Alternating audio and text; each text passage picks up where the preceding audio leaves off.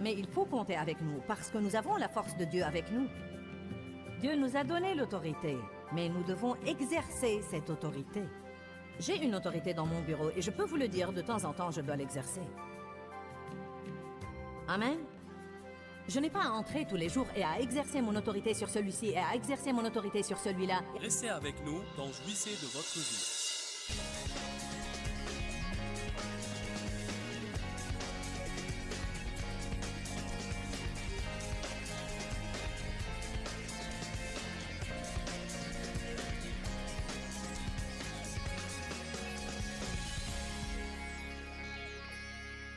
Bienvenue à la vie dans la parole. Je crois qu'aujourd'hui, vous allez apprendre des choses qui vont vraiment changer quelque chose dans votre vie et vous aider à jouir de votre vie de tous les jours. Aujourd'hui, je commence le premier enseignement d'une série intitulée « Croire en Dieu ». C'est si important d'apprendre à avoir une simple confiance et à croire Dieu. La Bible dit dans Jean chapitre 11, « Si seulement tu croyais, tu verrais la gloire de Dieu ». Et dans Hébreux chapitre 4, la Bible nous enseigne que c'est par la foi que nous entrons dans le repos de Dieu. Je veux que vous ouvriez votre cœur et que vous laissiez la parole de Dieu vous toucher pour que vous puissiez jouir de votre vie plus que jamais et être de meilleurs témoins pour le royaume de Dieu. Je fais là une série au sujet de croire Dieu. La puissance de croire Dieu. J'ai dit la veille que de merveilleuses portes de bénédiction s'ouvrent à nous à travers la foi. La paix et la joie se trouvent dans la foi. Ceux qui croient en Christ seront sauvés. La prière de la foi est exaucée. Il y a beaucoup de choses que la Bible dit de nous et nous devons libérer notre foi en elle. Nous devons dire « je le crois ». Nous avons dit la veille que la Bible dit que nous sommes morts avec lui, que nous sommes ressuscités avec lui et que nous sommes maintenant assis dans les lieux célestes avec lui. Être assis dans les lieux célestes évoque notre position de repos. Hébreux 4 dit que ceux qui ont cru, dit tous cru. Ceux qui ont cru entrent dans le repos de Dieu. Légalement et du point de vue position, nous sommes assis dans les lieux célestes avec Christ. Ce que je veux dire par là, c'est que légalement, c'est une affaire conclue. Jésus l'a payé. C'est notre position. Mais expérientiellement, ce n'est libéré dans notre vie que quand nous croyons. Et donc, il y a un lieu de repos pour nous. Ce repos de sabbat est pour ceux qui croient. C'est ce que la Bible dit dans le livre des Hébreux. Nous devons nous rendre compte que le repos est une force. Parfois, je crois que si nous nous asseyons pour nous reposer, nous sentons que c'est le moment le moins fort de notre vie. Nous avons tendance à penser que nous sommes forts quand nous sommes debout et en action. En fait, spirituellement, quand vous entrez dans le repos de Dieu, c'est la position la plus forte que vous puissiez avoir. Dieu le Père a dit à Jésus, « Viens maintenant, ton travail est accompli. Tu as fait ce que je t'ai envoyé faire. Viens et assieds-toi à ma droite jusqu'à ce que je fasse de tes ennemis ton marchepied. » Dieu a dit aux Israélites, « Gardez votre paix. Restez calmes et je combattrai pour vous. » Romains 16, 20 dit « Et le Dieu de paix écrasera bientôt Satan sous vos pieds. » Si j'ai un problème au sujet duquel je veux que Dieu fasse quelque chose, je ne vais pas réussir à faire intervenir Dieu en étant bouleversé. Je ne vais pas réussir à faire intervenir Dieu en m'inquiétant et en essayant de comprendre les choses, en étant frustré, en luttant et en me livrant à toutes sortes d'œuvres de la chair qui sont mon plan pour résoudre le problème. Je peux bien faire certaines choses, mais je ne peux faire que ce que Dieu m'ordonne de faire. Si Dieu n'en est pas l'auteur, il ne va pas les finir. Nous commençons des choses et nous sommes fâchés quand Dieu ne les finit pas. Amen? Alors, si je veux que Dieu œuvre pour moi, à ce moment-là, je dois croire Dieu. Je dois dire, Dieu, j'ai ce problème. Je me décharge de mes soucis sur toi. Je crois que tu peux le régler. Moi, je ne peux pas le régler. Mais je crois que tout est possible à celui qui croit. Alors, je vais continuer à croire que tu peux faire ce que je ne peux pas faire. Je vais continuer à croire que tu peux prendre ma situation et la faire concourir au bien, bien qu'elle ait l'air absolument horrible en ce moment. Je crois que tu es un bon Dieu et que tu peux prendre n'importe quelle situation misérable et la faire concourir à mon bien. Je crois que le mal que Satan me dit de me faire, tu le changes pour mon bien. Je vais m'agripper à ça et je vais continuer à le croire. Je vais garder ma paix et rester dans le repos. En ce moment, quoi qu'il ne semble pas que quelque chose se passe, je crois que tu y œuvres. En ce moment, je crois que tu œuvres. Je crois que tu œuvres en moi. Je crois que tu me changes.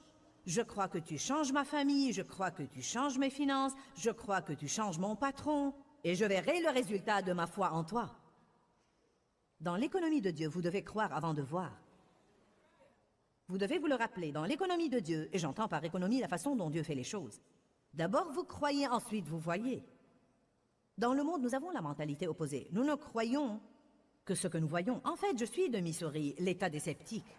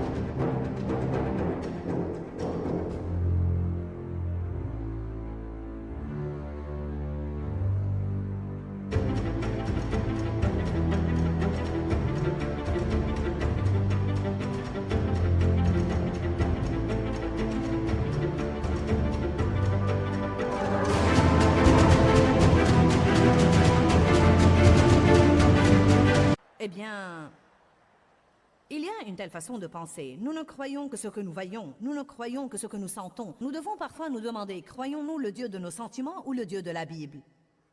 Nous marchons par la foi et non par la vue.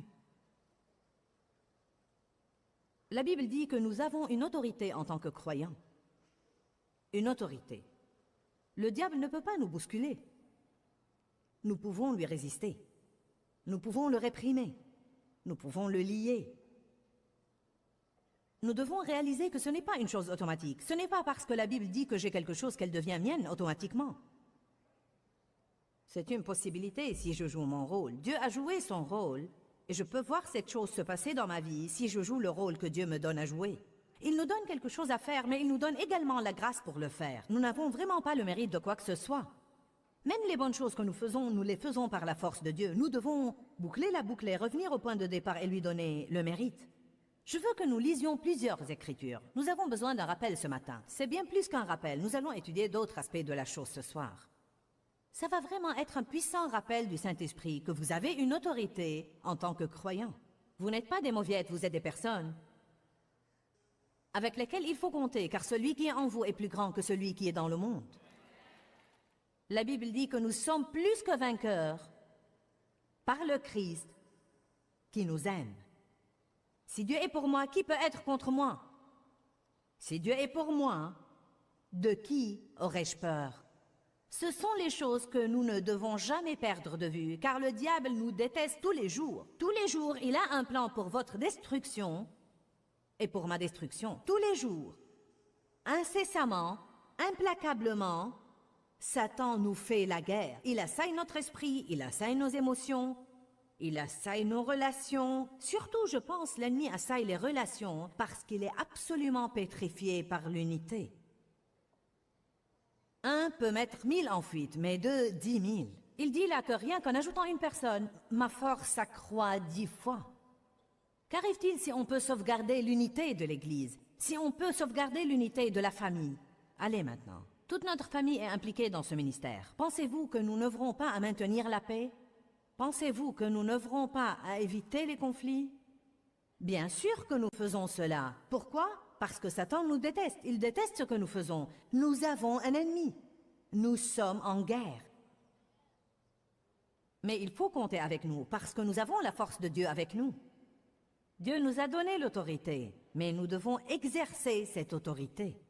J'ai une autorité dans mon bureau, et je peux vous le dire, de temps en temps, je dois l'exercer. Amen.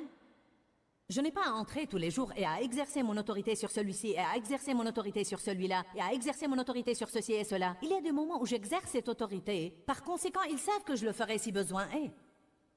Si le diable comprend que vous allez exercer votre autorité sur lui si besoin est, peut-être qu'il ira importuner quelqu'un d'autre. Amen.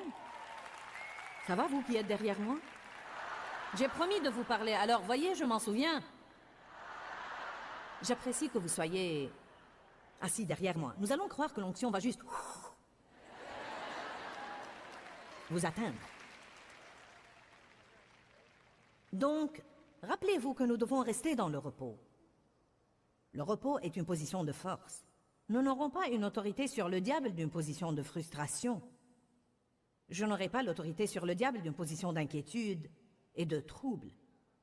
Je crois que nous devons garder notre paix et rester au repos. Si nous le faisons, le Dieu de paix écrasera Satan sous nos pieds. Si nous restons assis en Christ, en gardant notre position, sachant qui nous sommes, à ce moment-là, Dieu dit qu'il fera de nos ennemis notre marchepied. Matthieu 10, verset 1. Je vais vous lire plusieurs écritures où la Bible parle de notre autorité. Nous avons des gens de tous les milieux qui viennent à nos réunions. Peut-être qu'il y a des gens ici ce matin qui n'ont jamais entendu qu'ils ont une autorité sur le diable. Je suis allée à l'église pendant des années avant que quelqu'un me le dise. Par conséquent, je laissais le diable me marcher sur les pieds et pour ce que le diable faisait, je blâmais Dieu. Amen. Matthieu 10, 1. Et Jésus appela ses 12 disciples et leur donna le pouvoir et l'autorité sur les esprits impurs, l'autorité de les chasser et de guérir toutes sortes de maladies et toutes sortes de faiblesses et d'infirmités. Dites tous, j'ai le pouvoir et l'autorité. Et je peux chasser les démons. Allez à Marc 16.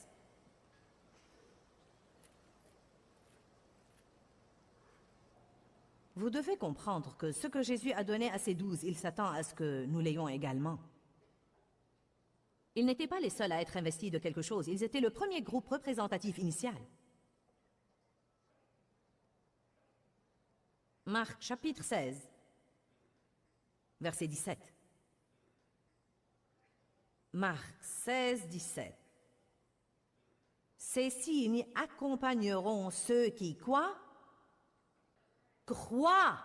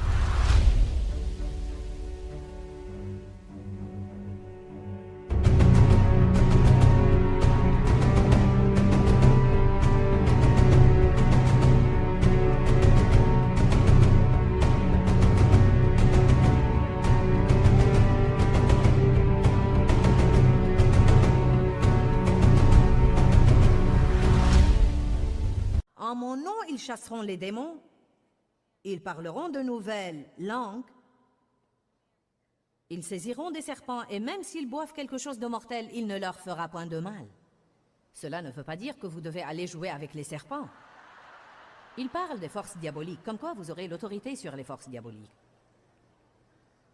S'ils boivent quelque chose de mortel, il ne leur fera point de mal. Ils imposeront les mains aux malades, et ils seront guéris. Alors le Seigneur Jésus, après leur avoir parlé, fut enlevé au ciel et il s'assit à la droite de Dieu. N'est-ce pas intéressant qu'une des dernières choses qu'il leur a dit avant d'être enlevé au ciel était à propos de leur autorité sur le diable? Allez, c'est merveilleux. Verset 20. Et ils s'en allèrent prêcher partout pendant que le Seigneur travaillait avec eux et confirmait la parole par les signes et les miracles qui les accompagnaient de près. Je vais vous dire une chose uniquement à titre informatif. Je ne pense pas que nous ayons jamais eu une conférence où il n'y a pas eu de guérison physique. Nous n'avons jamais eu une conférence où les gens n'ont pas été délivrés et libérés. Nous devons voir la force de Dieu qui œuvre en nous et parmi nous et dans notre vie. Nous devons écouter des témoignages sur cette force. Des témoignages. J'ai reçu ceci cette semaine. Sonia a écrit que la dernière fois qu'elle était à Phoenix, elle est allée à la conférence. Elle avait une tumeur dans son utérus. Elle devait se faire opérer en rentrant de la conférence. Sonia nous raconte que le gynécologue était choqué de constater qu'il n'y avait rien à l'échographie. Dieu a œuvré à travers moi pour la guérir. Eh bien, ça ne me rend guère meilleure que d'autres. Cela veut simplement dire que je suis une croyante qui croit. Nous avons une église pleine de croyants incroyants. Nous nous faisons appeler croyants. Mais en quoi croyons-nous? Vous savez, je crois que j'ai une autorité sur les démons. Je crois que quand je lis l'homme fort, il est lié et je peux aller piller son royaume. Je crois que quand je prêche la parole de Dieu, je le crois en ce moment, que les mots que je prononce sont comme des pilules de force. Ils ont littéralement une force inhérente à eux pour changer votre vie. C'est à cet effet que je prie avant de venir aux réunions. Je crois que quand je prêche, les malades guérissent. Je crois que quand je prêche, l'onction détruit le joug de la servitude et le brise de la vie des gens. Vous allez recevoir ce que vous croyez. Qu'il te soit fait selon ta foi. Je peux venir et croire, je vais donner un bon message. Eh bien, cela est bon, mais je peux croire à beaucoup plus. Encore une fois, la Bible dit qu'il te soit fait selon ta foi. Voilà pourquoi je vous encourage quand vous venez. Ne venez pas simplement pour l'enseignement. Croyez, je vais aller là-bas, Dieu, et je vais apprendre la parole, mais comme je m'assieds dans cette onction collective, je m'attends à ce que les esclavages se brisent de ma vie. Vous devez ouvrir la bouche, vous devez prier, et vous devez dire à Dieu ce que vous attendez. Amen. Vous devez lier le diable et vous devez le réprimer. Vous devez dire, je te lie, tu ne vas pas me voler. Je te réprime, tu ne vas rien m'enlever. Je lie l'homme fort pour que je puisse piller ton royaume aujourd'hui, diable. Ce qui est à moi va être à moi. Je vais aller à cette conférence et je vais en sortir guéri. Je vais m'imprégner de cette onction et de cette force guérissante. Vous allez recevoir selon votre foi. Vous croyez à un peu et vous recevez un peu. N'allez pas rester à ne rien faire et croire à un peu, puis jalouser ceux qui croient à beaucoup et le reçoivent.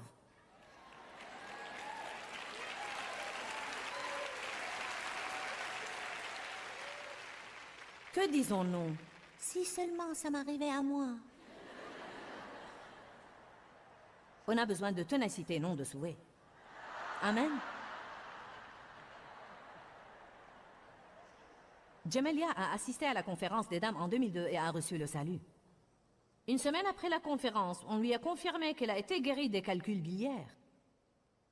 Avant de venir à la conférence, elle avait fait des tests qui ont diagnostiqué les calculs. Elle a refait les tests après, et elle était guérie. Aussi dans cette conférence, Dieu lui a donné la grâce et la force d'arrêter de fumer après 25 ans.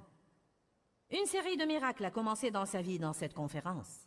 Le 14 septembre, son fils âgé de 16 mois a été sauvé de la noyade. Une malédiction de génération sur leur famille a été brisée. Allez, nous devons croire Dieu pour qu'il commence à faire des choses puissantes dans notre vie.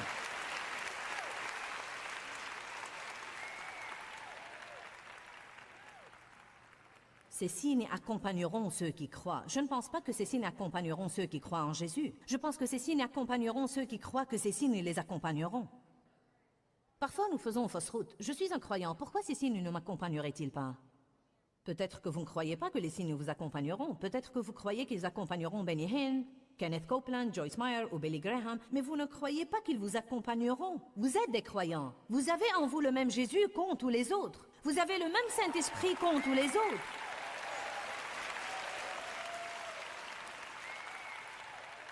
Si vous pensez que vous allez ne rien faire et me donner tout le travail, alors vous vous trompez. Amen. Je suis grand-mère. Ah oui, petits-enfants, je ne veux pas faire tout le travail toute seule. Nous sommes censés former les croyants afin qu'ils aillent faire le travail du ministère. Je veux vous appeler et vous dire, venez chasser ce diable. Je suis fatiguée aujourd'hui. Ouh, alléluia.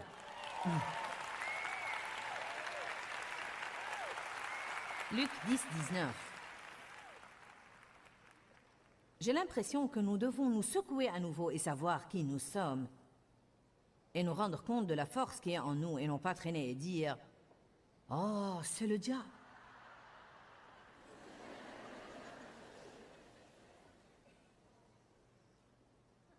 Voici, je vous ai donné l'autorité et le pouvoir. Non pas je vous donnerai, je vous ai donné. J'aime cette écriture. Voici, je vous ai donné l'autorité et le pouvoir de marcher sur les serpents et les scorpions, et je vous ai donné la force physique et mentale et la capacité sur toute la puissance que l'ennemi possède, et rien ne pourra nullement vous nuire. Il dit, je vous ai donné la force physique et mentale et la capacité de faire tout ce que vous devez faire. Je puis toute chose par le Christ qui me fortifie.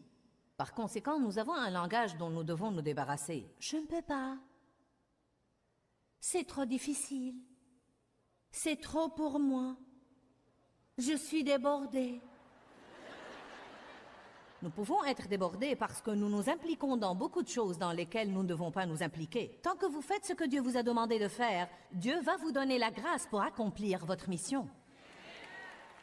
Je suis appelée à enseigner l'Évangile. Donc, si je me concentre sur ça, Dieu va me donner la force de faire ce que je dois faire. Afin de faire ce qu'il m'a appelé à faire, peut-être que je dois dire non à un tas de trucs que les gens veulent que je fasse et qui n'ont rien à faire avec ce que Dieu m'a appelé à faire. Maintenant, quelqu'un doit retirer un message de ça. M'avez-vous entendu? Je ferais mieux de le dire à nouveau.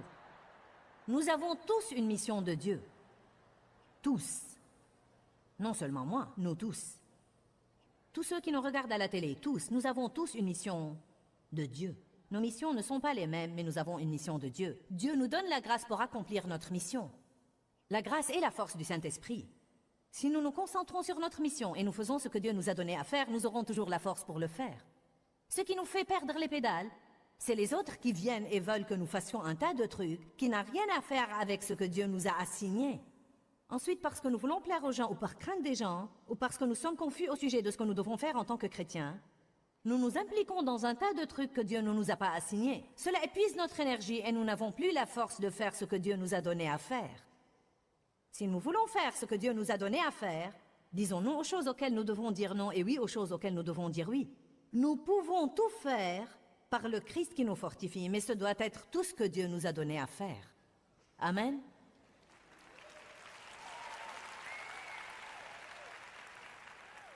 Voici veut dire regardez et voyez. Je vous ai donné l'autorité. Pasteur Shannon, vous avez la force et l'autorité sur le diable. Vous pouvez chasser des démons, imposer les mains aux malades et ils guériront. Amen. Vous avez l'autorité en tant que croyante. Nous devons nous secouer à nouveau.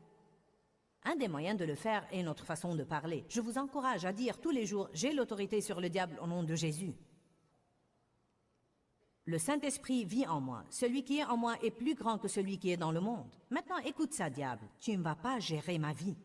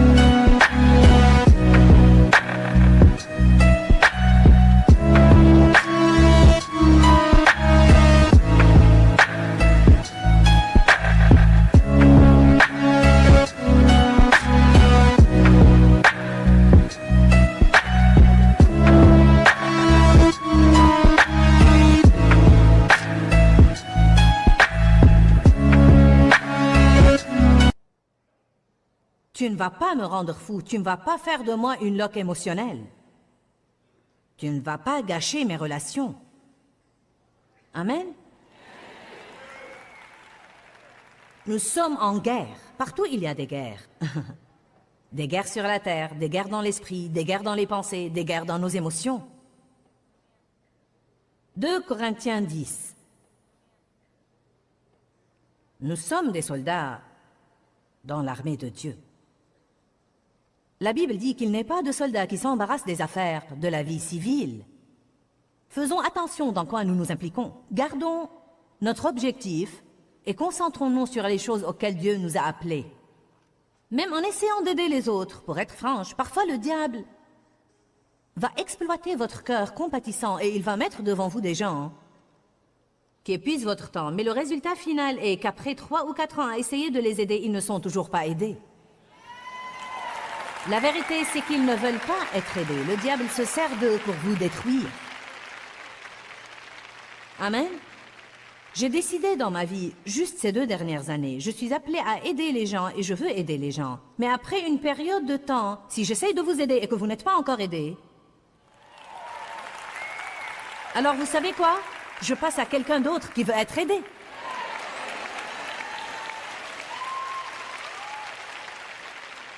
J'ai de meilleures choses à faire que de vous écouter pleurnicher 40 heures par semaine et parler des trucs qui vous sont arrivés dans votre passé. Moi aussi j'ai un passé, nous avons tous un passé. Mais le passé, c'est le passé et nous devons les dépasser. Nous devons entamer ce que Dieu a pour l'avenir. Je me rends compte que les choses du passé font mal, mais Jésus nous guérit. Amen. Savez-vous ce que Jésus a dit à l'homme couché sous le portique depuis 38 ans? Es-tu sérieux au sujet de guérir? C'est ce qu'il a dit. Es-tu sérieux au sujet de guérir? Depuis combien de temps es-tu là? 38 ans. Puis l'homme lui raconte sa triste histoire. Je n'ai personne pour me plonger dans la piscine. Jean 5, je n'ai personne pour me plonger dans la piscine. Chaque fois que j'essaie d'y plonger, quelqu'un d'autre descend avant moi, Jésus. N'est-ce pas l'histoire classique? Je n'ai personne pour le faire à ma place et chaque fois que j'essaye, quelqu'un d'autre me devance. Il était couché là-bas pendant 38 ans avec la même histoire. S'il avait eu la moindre jugeote au cours de ces 38 ans, il aurait sûrement pu se tortiller jusqu'au bord de la piscine. J'espère que vous avez aimé l'enseignement. Rappelez-vous que nous ne pouvons pas agir comme le diable, puis nous attendre à avoir l'autorité sur lui. Commencez à libérer votre foi par les paroles de votre bouche. Vos paroles sont puissantes. Laissez le diable savoir que vous savez qui vous êtes en Christ et que vous avez l'intention de marcher dans la victoire que Jésus est mort pour vous donner. Quand, Seigneur, quand? Dans ce livret, Joyce Meyer vous apprend à faire confiance au temps de Dieu. Pour obtenir ce livret gratuitement, écrivez-nous à Joyce Meyer, boîte postale 40095-6300, Larnaca, Chypre.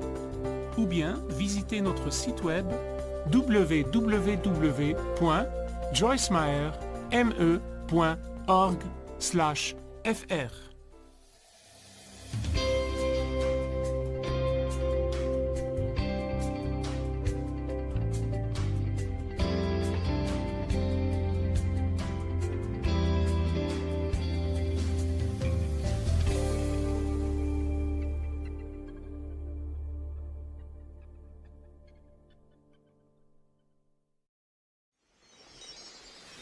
S'il vous dit tu es nul, et vous dites je suis nul, là vous êtes d'accord avec le diable. Si le diable dit tu es nul et vous dites je suis la justice de Dieu en Christ, là vous êtes d'accord avec Dieu. Vous avez exercé l'autorité sur cette pensée. Vous l'avez renversée. Exercer l'autorité sur cette pensée erronée équivaut à l'exercer sur le diable. Restez avec nous dans Jouissez de votre vie.